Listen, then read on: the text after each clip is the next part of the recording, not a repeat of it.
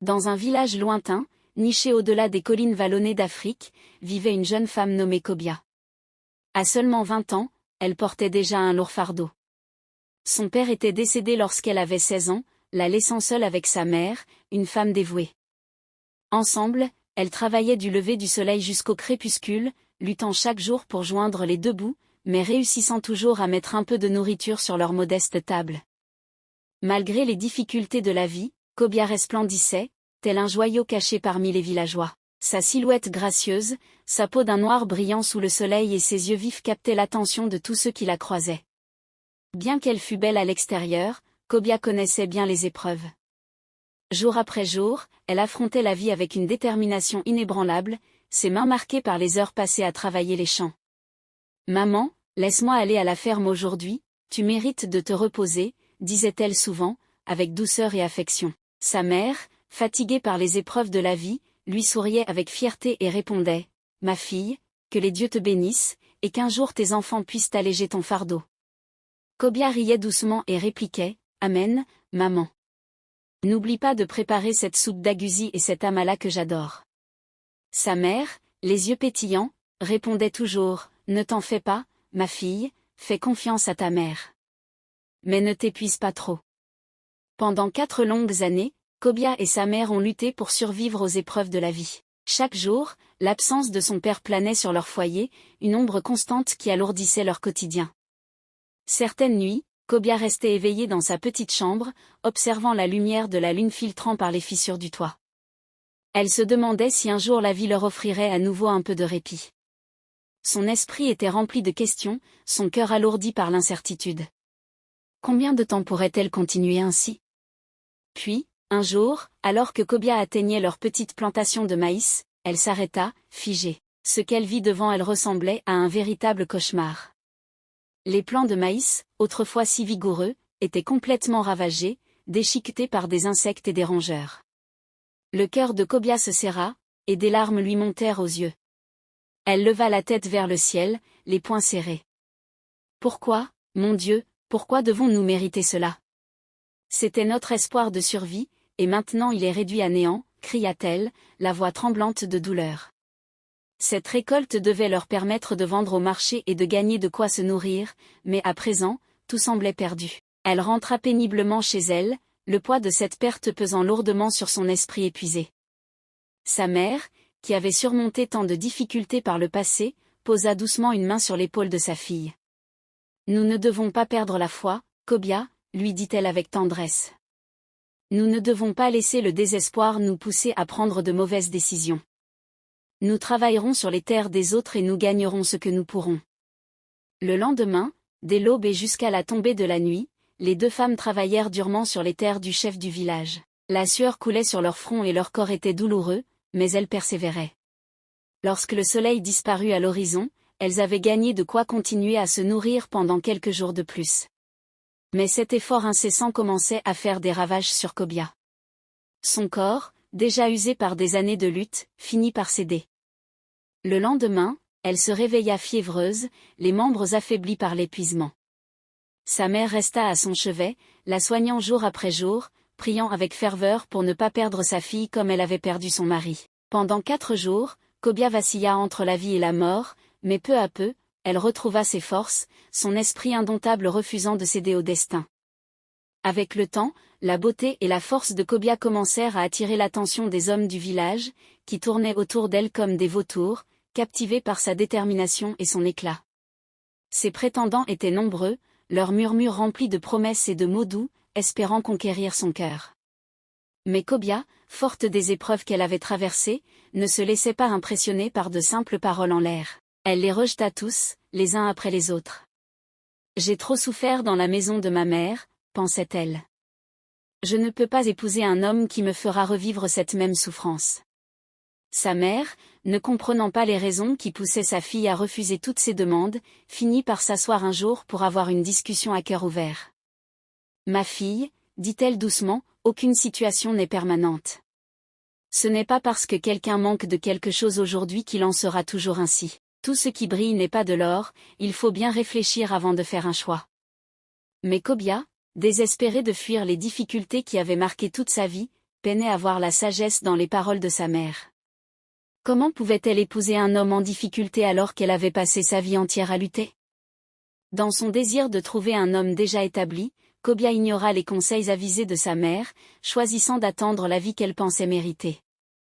Puis, un jour, lors d'une grande fête au village, Cobia croisa le chemin d'un homme nommé Cody. Il venait d'un pays lointain, d'un village situé à des kilomètres de là, et son allure confiante l'attira immédiatement. Cody avait un visage frappant, ses traits étaient marqués et son sourire semblait cacher des secrets fascinants. Il se tenait droit, sa silhouette imposante et son attitude assurée. Il incarnait tout ce que Cobia avait espéré chez un homme. Sa richesse n'était pas ostentatoire, mais elle transparaissait dans sa façon de parler calmement et de fixer les gens avec assurance. Un ami commun les présenta, et à mesure que Cobia en apprenait plus sur lui, son cœur battait la chamade. C'est lui, pensa TL. Son ami lui murmura que, dans le village de Cody, trouver une femme était difficile et qu'il était venu jusqu'ici pour en trouver une. En entendant cela, les espoirs de Cobia se ravivèrent. Elle voulait désespérément échapper à la monotonie et aux souffrances de sa vie actuelle, et cet homme, avec son avenir prometteur, semblait être son échappatoire tant désiré.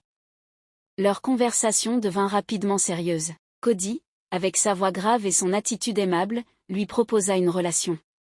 Cobia, toujours prudente et déterminée à assurer son avenir, lui suggéra de trouver un endroit plus calme pour continuer leur discussion. Ensemble, ils se dirigèrent vers l'ombre d'un grand manguier, un endroit paisible où tout autour d'eux semblait s'estomper, ne laissant place qu'à l'instant présent. L'air était chargé d'espoir, et sous les feuilles fraîches du manguier, l'esprit de Cobia s'emballait à l'idée de ce que sa vie pourrait devenir avec un homme comme Cody à ses côtés. Assis ensemble, l'excitation de Cobia débordait.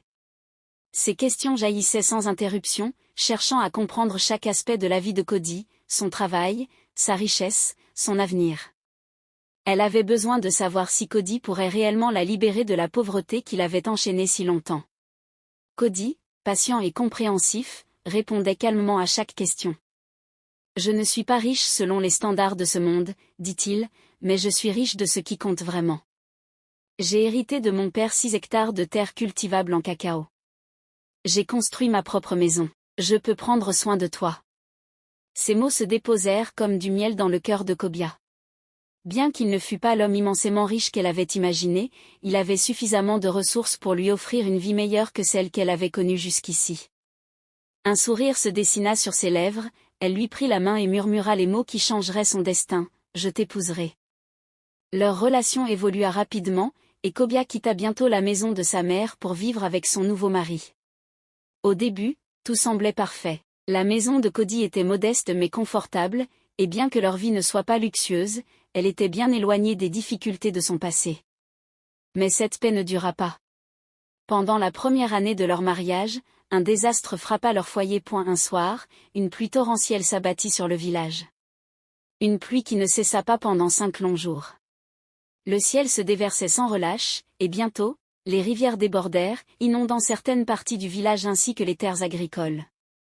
Les précieuses récoltes de cacao de Cody, la base même de leur subsistance, furent détruites. Les eaux de crue engloutirent entièrement les champs, laissant derrière elles une terre boueuse et des ruines. Cody était dévasté. Son visage, autrefois empreint de cette assurance calme, était maintenant marqué par le désespoir. Il ne cessait de se blâmer, « J'aurais dû diversifier mes cultures, Cobia. J'aurais dû investir dans d'autres choses, dans d'autres projets », répétait-il, arpentant la maison sans cesse, ses épaules affaissées par le poids de l'échec. « J'avais mis tout mon espoir dans une seule chose, et maintenant, regarde. Tout est parti, tout ce que j'ai construit est parti. » Cobia, qui avait vu en Cody l'homme qui la sauverait de la pauvreté, ressentait à présent le poids du désespoir s'insinuer de nouveau dans sa vie. Elle essayait de le réconforter, ses mots pleins de douceur et d'encouragement, mais au fond d'elle, une pensée lancinante commençait à germer. Est-ce donc mon destin? Devrais-je lutter éternellement, peu importe l'homme que j'épouserai? Cody, bien qu'ébranlé par les événements, décida finalement de repartir à zéro. Il avait économisé un peu d'argent, juste assez pour recommencer, mais cette fois à une échelle bien plus modeste. Ensemble, Cobia et lui travaillaient sur un nouveau terrain, essayant de reconstruire ce qu'ils avaient perdu. Mais la vie dont Cobia avait rêvé, une vie sans difficulté, semblait s'éloigner de plus en plus. Jour après jour, ses mains devenaient de plus en plus rugueuses, son corps se fatiguait, tout comme lorsqu'elle vivait avec sa mère. Les longues journées de travail à la ferme lui paraissaient comme un cruel rappel du passé, et l'espoir auquel elle s'était accrochée commençait à s'effriter. Chaque nuit, alors qu'elle était allongée à côté de Cody dans leur petite maison, son esprit dérivait vers les rêves qu'elle avait eus autrefois, des rêves d'une vie paisible et insouciante. Maintenant, ces rêves semblaient n'être plus que des illusions lointaines, inaccessibles. Elle se demandait souvent, pourquoi ma vie est-elle ainsi, pourquoi ne puis-je pas échapper à ce labeur sans fin? La dépression s'installa sur Cobia comme un nuage sombre, voilant la lumière dans ses yeux autrefois brillants, et les plongeant dans l'obscurité de la déception. La joie qu'elle avait ressentie autrefois, l'espoir qui l'avait remplie lorsqu'elle avait épousé Cody, n'était plus qu'un souvenir vague et lointain. Les jours se transformèrent en semaines, les semaines en mois, et la dure réalité commençait à s'imposer à elle, il n'y avait aucun moyen d'échapper aux difficultés qui semblaient la poursuivre partout. Un après-midi, alors que Cobia déambulait dans le marché animé, l'esprit alourdi par le poids de ses soucis, elle sentit une paire d'yeux fixés sur elle. Les regards des villageois n'étaient pas nouveaux pour elle, habituée à l'admiration que suscitait sa beauté. Mais cette fois, c'était différent. Elle se retourna légèrement et aperçut une grande silhouette royale, vêtue de beaux vêtements, sa posture imposante dégageant une aura de pouvoir.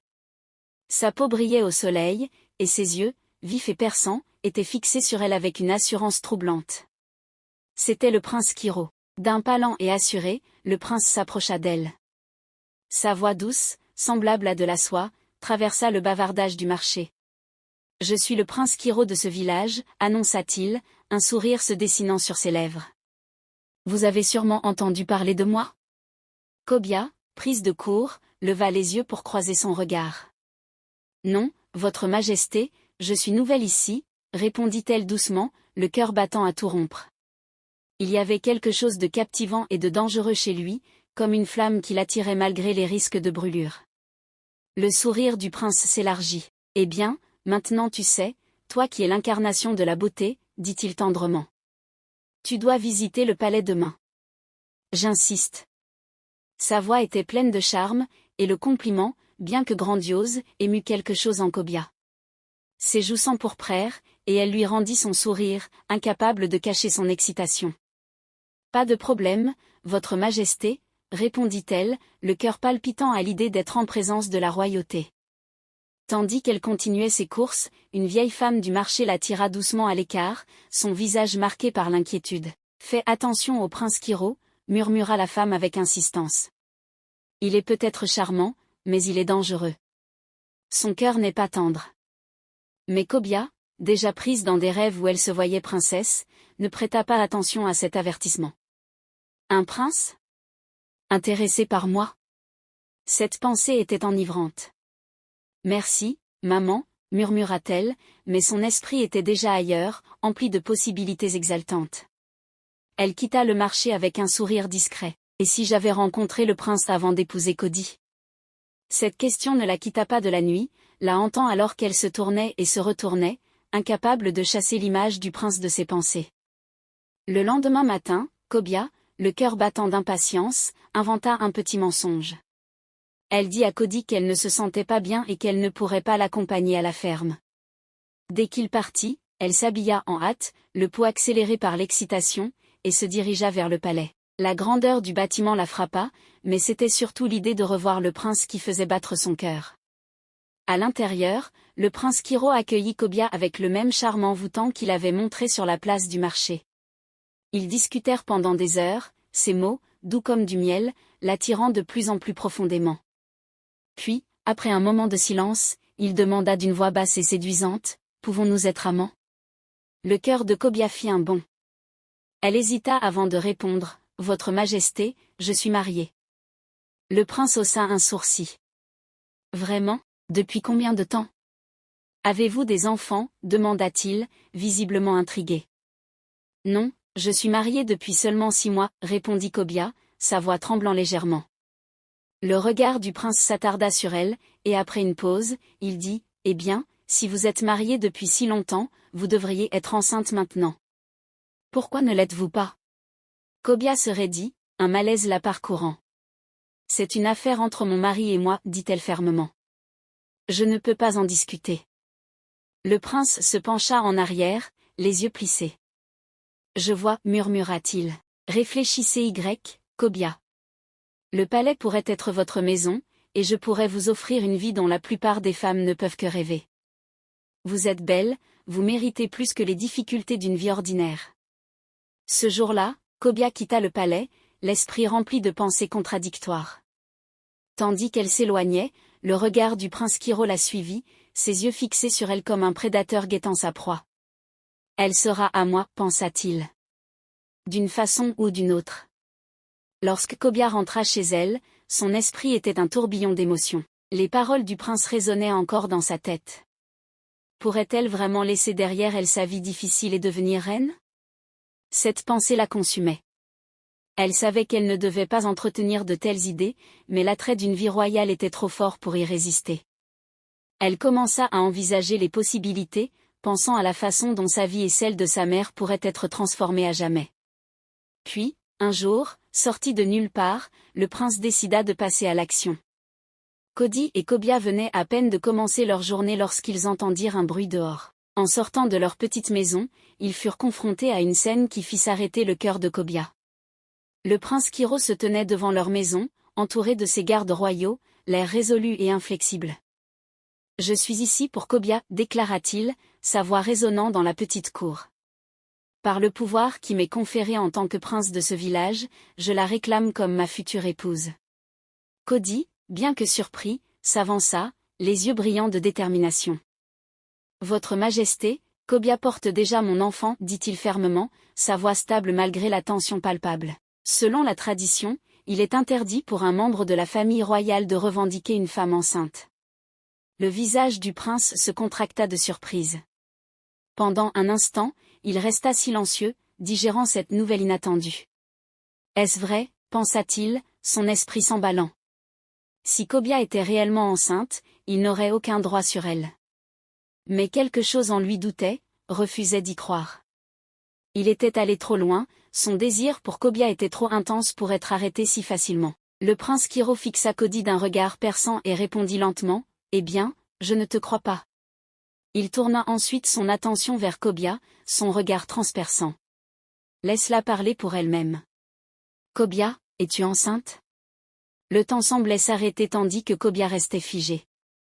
Le poids de cette décision pesait lourdement sur sa poitrine, tel un rocher oppressant. Elle jeta un coup d'œil vers Cody, ses yeux la suppliant, pleins de confiance et d'amour. Mais l'image du prince, ses promesses de luxe et de richesse, défila devant ses yeux. « Non, murmura-t-elle finalement, sa voix à peine audible. « Je ne suis pas enceinte. » Le visage de Cody s'assombrit. Ses yeux s'écarquillèrent de surprise et d'incrédulité. « Cobia, balbutia-t-il, sa voix tremblante de chagrin. Les larmes lui montèrent aux yeux alors qu'il murmurait, « Je pensais que tu m'aimais. Vas-tu vraiment m'abandonner maintenant, alors que j'ai le plus besoin de toi ?» Cobia, incapable de soutenir son regard, murmura simplement, « Je suis désolé. » Sans un mot de plus, le prince la prit par le bras et l'emmena vers le palais. Cody, brisé et trahi, resta sur place, le cœur lourd de chagrin, chaque pas de Cobia loin de lui déchirant un peu plus le cœur. Seul chez lui, il s'effondra au sol, sanglotant. « Mais nous étions ensemble. Comment a-t-elle pu me refuser un enfant? Elle a choisi la richesse au lieu de l'amour, au lieu de notre vie. » La douleur dans sa poitrine était insupportable. Oh, mon Dieu! C'en est trop. Pendant 4 jours, Cody resta plongé dans ce désespoir, mais il finit par se relever, déterminé à reconstruire sa vie, sans Cobia. Pendant ce temps, la vie au palais offrait à Cobia tout ce qu'elle avait pensé vouloir, luxe, richesse, pouvoir. Avec le prince Kiro à ses côtés, elle semblait enfin réaliser le rêve qu'elle avait désespérément poursuivi. Cependant, le prince ne s'intéressait à elle que pour sa beauté. Son affection était superficielle, née de la luxure et non de l'amour, et Cobia le savait au fond d'elle-même, même si elle s'efforçait de l'ignorer. Chaque nuit, le prince partageait son intimité avec elle, mais sans aucune tendresse ni véritable connexion. Pourtant, Cobia se consolait en pensant à la richesse qu'elle possédait désormais. Elle envoyait de grosses sommes d'argent à sa mère, suffisamment pour assurer leur avenir, mais elle évitait de rentrer chez elle, par crainte des questions qui surgiraient si elle le faisait. Au fil des mois, la famille royale se mit à préparer le prince Kiro pour un rituel sacré qui marquerait son accession au trône. Cette cérémonie, imprégnée de traditions et d'avertissements anciens, comportait une règle grave: il était formellement interdit au prince d'avoir des relations intimes avec une femme enceinte avant le rituel. Enfreindre cette règle entraînerait une malédiction terrible, non sur le prince, mais sur la femme elle-même. L'oracle en avait parlé à maintes reprises, mais malgré cela, le prince n'y prêta guère attention. Son désir pour Kobia obscurcissait son jugement.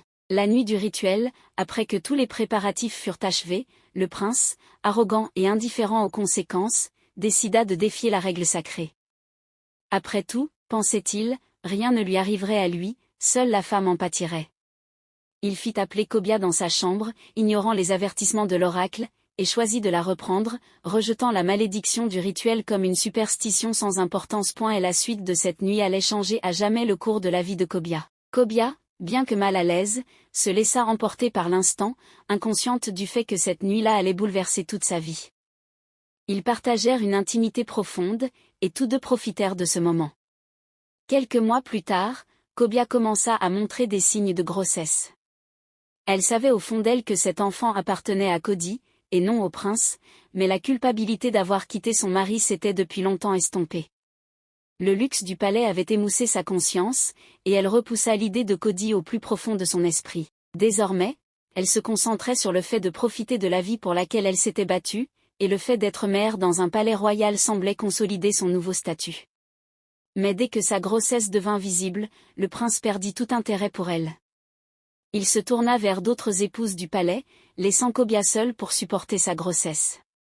Le prince, qui se préparait à accéder à la royauté, devint froid et distant. Lorsque Kobia se plaignait d'événements étranges, comme le bruit inquiétant de pleurs de bébé au milieu de la nuit, il la repoussa. « C'est à toi de gérer ta grossesse, dit-il d'un ton dédaigneux. J'ai d'autres préoccupations. Ton heure est venue, maintenant que tu es enceinte. » Ces paroles furent comme un coup de couteau dans le cœur de Kobia, qui commença à réaliser la réalité de la vie qu'elle avait choisie. Ce qu'elle avait vu autrefois comme une échappatoire était devenu une prison dorée. Les événements mystérieux se multipliaient. Chaque nuit, alors qu'elle s'endormait, les gémissements des bébés résonnaient dans sa chambre. Des courants d'air froid parcouraient la pièce, et des ombres semblaient bouger dans les recoins de son champ de vision. Peu importe le nombre de fois qu'elle essayait d'en parler au prince ou au personnel du palais, personne ne l'écoutait. La solitude la rongeait, et le palais autrefois grandiose lui semblait désormais froid et hanté. Le jour de son accouchement, Kobia donna naissance à un bébé en bonne santé. L'accouchement se déroula sans problème et, pendant un bref instant, elle se sentit soulagée. Le prince, voyant que tout s'était bien passé, sembla revenir à ses côtés, prêt à s'occuper d'elle et du nouveau-né. Mais cette nuit-là, alors que le palais s'emplissait de silence et que les bougies brûlaient faiblement, un sentiment étrange envahit Kobia. Elle se réveilla au milieu de la nuit, sa main tendue instinctivement vers son enfant. Mais le bébé avait disparu. Paniquée, elle baissa les yeux sur son ventre, et ce qu'elle vit la glaça d'effroi. Son ventre était à nouveau gonflé, comme la veille. « Quelle folie est-ce là ?» murmura-t-elle d'une voix tremblante. « Comment puis-je être à nouveau enceinte ?» La peur la saisit, et elle verrouilla la porte de sa chambre, terrifiée à l'idée que le prince puisse la voir ainsi. La nuit suivante, la même chose se produisit. Kobia ressentit la douleur inimitable de l'accouchement et donna naissance une fois de plus, mais le bébé disparut dans la nuit, et son ventre était de nouveau gonflé au matin. Jour après jour, elle vécut la même horreur. Ce cycle infernal, entre espoir et désespoir, faisait d'elle la prisonnière d'une malédiction qui semblait sans fin. Le palais, autrefois symbole de tout ce qu'elle désirait, était devenu sa propre cage terrifiante. Kobia était prise au piège dans un cycle cauchemardesque, donnant naissance au même enfant encore et encore, pour se retrouver à nouveau enceinte à l'aube. Les médecins du palais, paralysés par la peur, refusèrent de s'occuper d'elle plus longtemps, murmurant des choses sur des malédictions et de la magie noire. La nouvelle de l'état de santé de Kobia se répandit rapidement dans le village, et les rumeurs sur une femme condamnée à accoucher chaque jour semèrent la terreur parmi les villageois. Ils parlaient d'elle à voix basse, la qualifiant de porte-malheur. Même la famille royale ne put ignorer ces rumeurs plus longtemps, et bientôt, il fut décrété que Kobia devait quitter le palais, et même le village. Il craignait que sa malédiction ne les détruise tous. Le prince, qu'il avait autrefois tant désiré, ordonna sans hésitation son exil. Il savait qu'il était la cause de sa malédiction, mais sa culpabilité était contrebalancée par son désir de se distancier du désastre qu'était devenu Kobia. Pour lui, elle n'était plus qu'un rappel de son indifférence aux avertissements de l'oracle. Enceinte et seule, Kobia fut contrainte de quitter le palais sans avoir nulle part où aller. Son village d'origine était à plusieurs jours de là, et traverser la forêt en étant enceinte était une entreprise des plus dangereuses. Mais elle n'avait pas le choix. Elle marcha pendant des heures dans la forêt, le corps affaibli et l'esprit brisé, quand soudain elle entendit des sabots se rapprocher. C'était Cody. Ses yeux, emplis d'un mélange de tristesse et de compassion, rencontrèrent les siens. Sans un mot, il l'aida à monter sur son cheval et la ramena vers son village. Sur le chemin, aucun des deux ne parla beaucoup, le silence pesant d'une douleur inexprimée.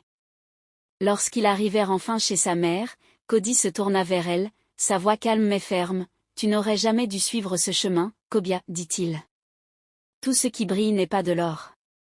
Regarde la malédiction que tu as attirée sur toi. Je t'ai pardonné pour ce que tu as fait, et c'est pour cela que je suis venu t'aider. Je t'ai aimé, mais il est trop tard maintenant. » Des larmes coulaient sur le visage de Kobia tandis qu'elle murmurait « Je suis désolée, Cody », bien que le cœur encore meurtri, remonta sur son cheval et s'éloigna, disparaissant au loin, pour toujours.